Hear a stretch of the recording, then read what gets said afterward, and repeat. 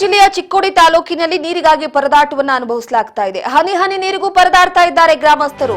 4 ದಿನಗಳಿಂದ ನೀರಿಲ್ಲದೆ ಪರದಾಟವನ್ನು ನಡೆಸ್ತಾ ಇರುವಂತದ್ದು. ಬೆಳಗಾವಿ ಜಿಲ್ಲೆಯ ಚಿಕ್ಕೋಡಿ ತಾಲೂಕಿನಲ್ಲಿ ನೀರಿಗಾಗಿ ಪರದಾಡುವಂತ ಪರಿಸ್ಥಿತಿ ಬಂದಿದೆ. 4 ದಿನ ನೀರಿಲ್ವಂತೆ. 4 ದಿನದಿಂದ ನೀರಿಲ್ಲ ಅಂತ ಬೆಳಗಾವಿ ಜಿಲ್ಲೆಯ ಚಿಕ್ಕೋಡಿ ಜನರು ಪರದಾಡ್ತಿದ್ದಾರೆ. ಚಿಕ್ಕೋಡಿ ತಾಲೂಕಿನ ಕೆರೂರು ಗ್ರಾಮಸ್ಥರು ಪರದಾಡುವಂತಹ ಸ್ಥಿತಿ ಯಾರೂ ಕೂಡ ಕೇಳೋರಿಲ್ಲ. ಅವರ ಸ್ಥಿತಿಯನ್ನ ಶೌಚಾಲಯಕ್ಕೂ ಕೂಡ ಹೋಗೋದಕ್ಕೆ ಕಷ್ಟಪಡ್ತಿದ್ದಾರೆ ಜನರು. ಕೆರೂರ ಗ್ರಾಮಸ್ಥರ ಪರದಾಟವನ್ನ ಕೇಳೋರು ಯಾರು ಇಲ್ಲ. ಕೃಷ್ಣಾ ನದಿಯಿಂದ ಲಿಫ್ಟ್ ಆಗಿ ಕೆರೂರ ಗ್ರಾಮಕ್ಕೆ ಬರುವಂತ ನೀರು ಲಿಫ್ಟ್ ಮಾಡುವಂತ ಟಿಸಿ ಸುಟ್ಟು ಹೋಗಿದೆಯಂತೆ. ಆ ಟಿಸಿಯನ್ನ ಸರಿ ಮಾಡ್ಬೇಕಲ್ವೇ, ಅದು ಕೂಡ ಮಾಡಿಲ್ಲ. ನೀರಿಲ್ಲದೆ ಪರದಾಟವನ್ನ ಅನುಭವಿಸಿದ್ದಾರೆ. ಅಧಿಕಾರಿಗಳಿಗೆ ಎಷ್ಟೋ ಬಾರಿ ಮನವಿ ಮಾಡಿದ್ದಾರೆ. ಮನವಿ ಮಾಡಿದ್ರು ಕೂಡ ತಲೆ ಕೆಡಿಸ್ಕೊಳ್ತಾ ಇಲ್ಲ. ಪರದಾಡ್ತಿದ್ದಾರೆ ಜನ. ಪೂಜೆ ಮಾಡೋದಕ್ಕೆ, ಸ್ನಾನ ಮಾಡೋದಕ್ಕೆ, ಶೌಚಾಲಯಕ್ಕೆ ಹೋಗೋದಕ್ಕೆ ನೀರಿಲ್ಲ. ಗ್ರಾಮಸ್ಥರಿಂದ ಅಧಿಕಾರಿಗಳ ವಿರುದ್ಧ ಹಿಡಿ ಶಾಪವನ್ನ ಹಾಕಲಾಗ್ತಾ ಇದೆ.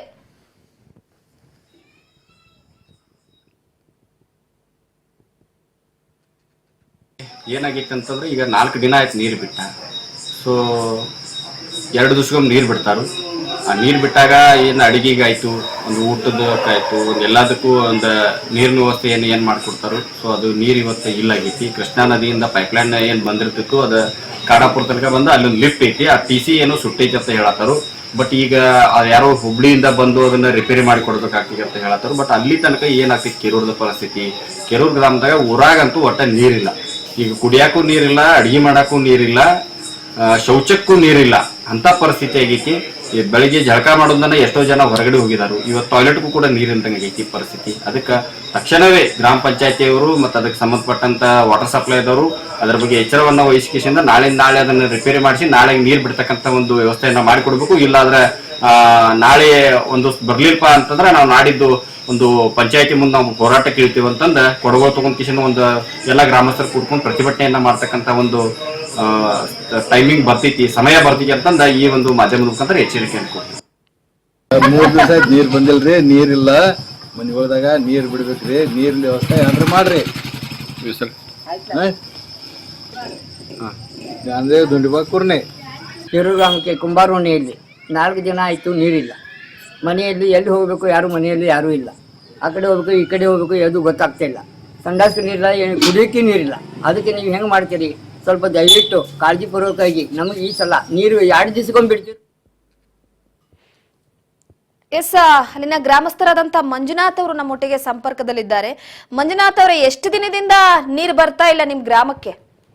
ಸರ್ ಈಗ 4 ದಿನ ಆಯ್ತ್ರಿ ಮೇಡಮ್ ಈಗ ಬಿಟ್ಟವ್ರ ನೀರ್ಗ. ಓಕೆ. 2 ದಿನಕ್ಕೆ ಒಂದ್ಸಾರಿ ನೀರ್ ಬಿಡ್ತಾರೆ. ಓಕೆ. ಆದ್ರೆ 3ನೇ ದಿನಕ್ಕಂತಂದ್ರೆ ಎಲ್ಲಾನು ಮನೆಯಲ್ಲಿ ಇರ್ತಕ್ಕಂಥ ಎಲ್ಲ ನೀರು ಖಾಲಿಯಾಗಿ ಹೋಗುತ್ತೆ. ಹೌದು. ಮತ್ ಇವಾಗ ಇವತ್ತಿಗೆ 5ನೇ ದಿನ ಆಯ್ತು. ಯಾರು ಕೂಡ ಇದ್ರ ಬಗ್ಗೆ ಯಾವ್ದು ಎಚ್ಚರ ಇಲ್ಲ, ಏನೂ ಇಲ್ಲ, ಯೋಚನೆನೂ ಇಲ್ಲ. ಟಿಸಿ ಏನೋ ಸುಟ್ಟಿದೆ ಅಂತ ಅದು ವಾಟರ್ ಸಪ್ಲೈದವರು ಏನೋ ವಾರಂಟಿ ಗ್ಯಾರಂಟಿ ಇದೆ ಅಂತ ಅವರೇ ಬಂದ್ ಮಾಡ್ಬೇಕಂತಂದು ಅವ್ರು ಹೇಳ್ಕೊತ ಕುಂತಾರು. ಬಟ್ ಇವಾಗ ಊರಲ್ಲಿ ಬಹಳಷ್ಟು ರೀತಿಯಿಂದ ತೊಂದರೆ ಆಗ್ತಾ ಇದೆ ಮೇಡಮ್. ಶೌಚಕ್ಕೂ ನೀರಿಲ್ಲ, ಕುಡಿಯೋಕ್ಕೂ ನೀರಿಲ್ಲ, ಅಡಿಗೆ ಮಾಡೋಕ್ಕೂ ನೀರಿಲ್ಲ. ಇಂಥ ಪರಿಸ್ಥಿತಿ ಆಗೈತಿ. ಜನರು ಈಗೆಲ್ಲ ತಮ್ಮ ಗಾಡಿಗಳ ಮೇಲೆ, ಸೈಕಲ್ ಮೇಲೆ ಅಲ್ಲಿ ಇಲ್ಲಿ ಹೋಗಿ ನೀರು ತರೋದು, ಈ ತರದ ಒಂದು ವಾತಾವರಣ ನಿರ್ಮಾಣ ಆಗಿದೆ ಮೇಡಮ್. ಓಕೆ. ಮಂಜುನಾಥ್ ಅವರೇ, ಪ್ರತಿ ಸತಿನೂ ಕೂಡ ಈ ತರ ಆಗ್ತಿರುತ್ತಾ ಅಥವಾ ಈ ಬಾರಿ ಮಾತ್ರ ಹೀಗಾಗಿರೋದಾ? ಇವಾಗ ಹೇಗಿತ್ತು ಮೇಡಮ್ ಅಂದ್ರೆ ಆಲ್ಮೋಸ್ಟ್ ಆಲ್ ನಮ್ ಕೆರೂರು ಗ್ರಾಮಕ್ಕೆ ನೀರಿನ ಕೊರತೆ ಬಹಳಷ್ಟು ಇದೆ ಮೇಡಮ್. ಯಾಕಂತಂದ್ರೆ ಇವಾಗ ನಾವು ಬಹಳಷ್ಟು ಬಾರಿ ಪ್ರತಿಭಟನೆಯನ್ನು ಕೂಡ ಮಾಡಿದೀವಿ. ನಮ್ಗೆ ನೀರ್ ಕೊಡಿ ಅಂತ. ಈಗ ನಮ್ಮಲ್ಲಿ 2 ಕಾಲುವೆಗಳಿದಾವೆ ಮೇಡಮ್. ಒಂದು JRBC ಮತ್ತು ಇನ್ನೊಂದು GLBC ಅಂತ, RHLD ಮತ್ತು CBC ಅಂತ. ಘಟಪ್ರಭಾ ಜಲಾಶಯದಿಂದ ನೀರ್ ಬರುತ್ತೆ. ಆ 2 ಕಾಲುವೆಗಳು ಹರಿದ್ರೆ ನಮ್ಮ ಊರಿಗೆ ಸಂಪೂರ್ಣವಾದ ನೀರಾವರಿ ಆಗತ್ತೆ. ಈಗ ಆ 2 ಕಾಲುವೆಗಳು ಇದ್ರೂ ಕೂಡ ಅದಕ್ಕೆ ನೀರ್ ಹರಿಸಿದೆ. ಕೃಷ್ಣಾ ನದಿಯಿಂದ ಏನ್ ಪೈಪ್ಲೈನ್ ಬಂದಿದೆ, ಅದೇ ನೀರಿನ ಒಂದು ನಮ್ಮ ಊರಿಗೆ ನೀರು ಕುಡಿಯೋಕೆ ಆಯ್ತು, ಅದೇ ನೀರು ಒಂದು ಇದಕ್ಕಾಗಿದೆ ಮೇಡಮ್. ಈಗ ಲಿಫ್ಟ್ ಮಾಡೋದಕ್ಕೆ ಪರ್ಯಾಯ ಮಾರ್ಗ ಇಲ್ಲ ಅಲ್ಲಿ ಆಗಿದ್ರೆ ನೀರನ್ನ? ಬೋರ್ವೆಲ್ ಮತ್ತೆ ಬಾವಿಗಳೆಲ್ಲ ಬತ್ತಿ ಹೋಗಿವೆ ಮೇಡಮ್. ಓಕೆ. ಈಗ ಅಲ್ಲಿ ಏನಾದ್ರು ಕಲುಷಿತ ನೀರು ಅದು ಇದು ಸಮಥಿಂಗ್ ಏನಾದ್ರು ನಿಮಗೆ ಅಲ್ಲಿ ಆ ತರ ತೊಂದರೆ ಉಂಟಾ? ಇವಾಗ ನಮ್ಮಲ್ಲಿ 1-2-3 ಅಲ್ಲೆಲ್ಲಿ ಊರದಲ್ಲೇ 1-2-3 ಕೊಳವೆ ಬಾವಿಗಳಿದಾವೆ ಮೇಡಮ್. ಅದು ಸೇರ್ಕೊಂಡು ಈ ತರ ತರಬೇಕು. ಬಟ್ ಅದು ಕೂಡ ಸರಿಯಾಗಿಲ್ಲ ಇಲ್ಲಿ.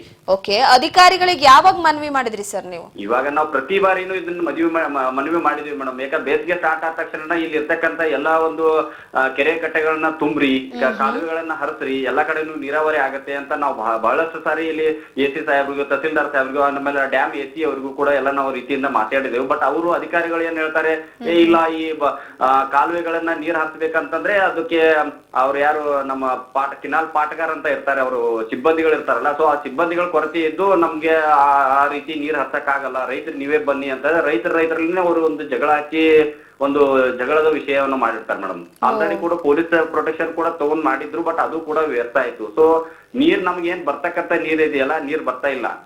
ಓಕೆ, ಮಂಜುನಾಥ್ ಅವ್ರೆ, ಎಷ್ಟು ಮನೆ ಇದೆ ನಿಮ್ಮ ಕೆರೂರು ಗ್ರಾಮದಲ್ಲಿ? ಕೆರೂರು ಗ್ರಾಮ ಸುಮಾರು ಕರ್ನಾಟಕದಲ್ಲಿ ಮೇಡಮ್ ದೊಡ್ಡ ಪಂಚಾಯತಿ ಮೇಡಮ್. 42 ಜನ ಗ್ರಾಮ ಪಂಚಾಯತಿ ಮೆಂಬರ್ಗಳು ಇರ್ತಕ್ಕಂತ ಒಂದು ಗ್ರಾಮ ಪಂಚಾಯತಿ ಕೆರೂರು ಗ್ರಾಮ. Okay okay. ಸುಮಾರು ಒಂದು 25,000 ಜನಸಂಖ್ಯೆ ಇದೆ. ಓಕೆ. ಹಾ, ಇಂತ ದೊಡ್ಡ ಊರಲ್ಲಿಯೇ ಈ ತರ ಒಂದು ವಾತಾವರಣ ನಿರ್ಮಾಣ ಆಗಿದೆ ಮೇಡಮ್. ಅಷ್ಟು ಜನಸಂಖ್ಯೆ ಇದ್ರೂನು ನೀರಿನ ವಿಚಾರವಾಗಿ ಅಧಿಕಾರಿಗಳು ಇಷ್ಟು ಮೊಂಡಾಟ ಅಂತಂದ್ರೆ ಅಂದ್ರೆ ಸ್ವಲ್ಪ ಭಯನೂ ಇಲ್ಲ ಅಧಿಕಾರಿಗಳಿಗೆ? ಇಲ್ಲ ಇಲ್ಲ, ಯಾವುದೇ ಕಾರಣಕ್ಕೂ ಭಯ ಇಲ್ಲ. ಅವ್ರದ್ದು ಮೊಂಡಾಟನೇ ಇರುತ್ತೆ, ಮಾಡ್ತಾರೆ, ಈ ತರ ಒಂದು ಇದಾಗ್ಬಿಟ್ಟಿದೆ. ಅದೇ ಅವ್ರದ್ದು ಮೊಂಡಾಟನೇ ಇರುತ್ತೆ. ಹೌದು ಹೌದು ಮೇಡಮ್. ನೋಡೋಣ ಸರ್, ಅಲ್ಲಿನ ಅಧಿಕಾರಿಗಳ ಗಮನಕ್ಕೆ ಖಂಡಿತವಾಗ್ಲೂ ನಾವು ತರುವಂತ ಪ್ರಯತ್ನ ಮಾಡ್ತೀವಿ. ಧನ್ಯವಾದಗಳು ನಮ್ಮೊಟ್ಟಿಗೆ ಮಾತನಾಡಿದಕ್ಕೆ. ಎಸ್ ನೋಡಿ, ಅಲ್ಲಿನ ಗ್ರಾಮಸ್ಥರು ಹೇಳುವ ಪ್ರಕಾರವಾಗಿ ಸುಮಾರು